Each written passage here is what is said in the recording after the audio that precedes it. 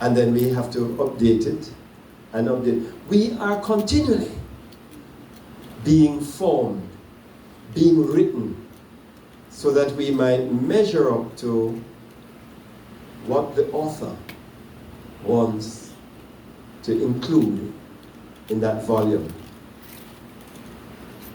Good question. So, what does all of this mean, therefore? What is an epistle? Why does it use the term epistle? And I did a little research on it because I wondered, why do they call it an epistle and not a letter? Could they have called it a letter? Well, in the tradition of those days, it really was different. An epistle is a letter written to be circulated and preserved for general reading. It's not personal. It's a public book. It's not just sent to your friends.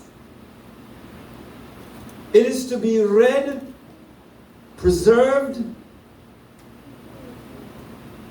by many.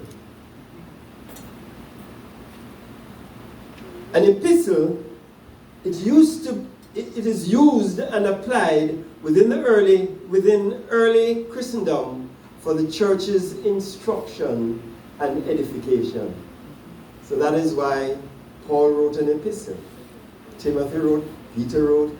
They wrote epistles, and those epistles were not just sent like the Acts of the Apostles to Theophilus. It was written to the churches. In the book of Revelation, the Spirit of God told John, I want you to write this. Here is an epistle.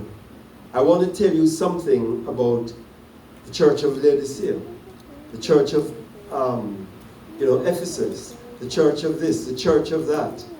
But although I write it to that church, I want it to be circulated throughout the region.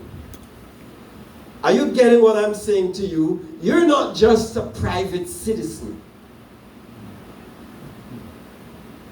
You are an edition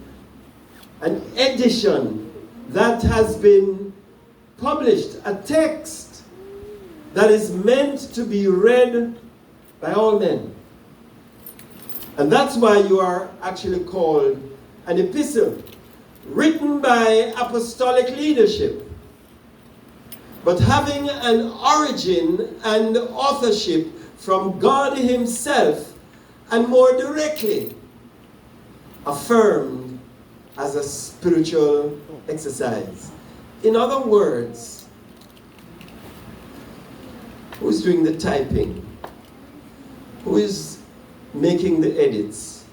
Who is putting in? You have apostles and prophets and teachers who are responsible, and they have been over the years in who you have become.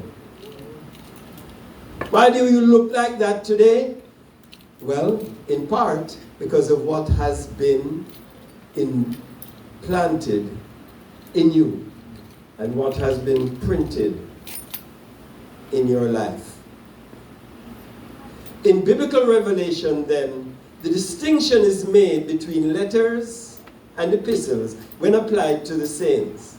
This is similar to the distinction drawn between the letter of the law that is written by ink on tablets of stone, and on the other hand, authored by the Spirit, written in the hearts of men.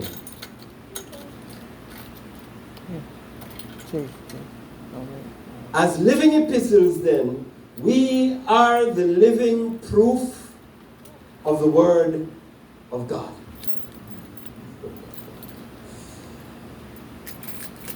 When you get dressed and you are going out to work or going out to school or going out in the neighborhood or wherever you're going, I want you to know that you are not just flesh and blood dressed up in a nice suit or dress. Let me tell you something. Your life, if you take the bus, if you walk down the street, People are looking at you. And you may not know everything they read. Sometimes what they see, they go and they talk about it. You see that woman over there? You have to make sure that whatever they gossip, it is tied to the last edition. What is being written by the Spirit of God Himself. So, I just want to mention, I'm just going to run down these 7 features as living epistles. 1, you are our epistles written in our hearts. Now, I'm speaking on behalf of apostles here now.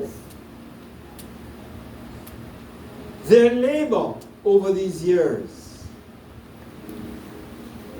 the work they have put in, the time, the energy, the ideas, the thoughts, not idle, but you are their epistles. So if I really want to know if all they have been telling me on the phone or in the text messages is true, I come here now. That's why I've come here. And I must tell you that I am shocked and amazed, not with disappointment, but with approval, because I did not know. I don't have time to talk about what I see. You know, Pastor Eugene took me through the building and I said, oh my God, is that what you and your people have been doing? And when he tells me those that are working with him, the dedication is great. And I want to commend the apostles for their diligence in writing this book.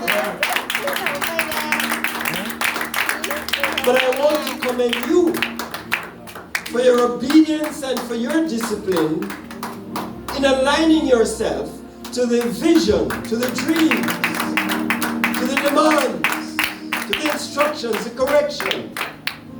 They've done all of that. We do it when we are publishing a book.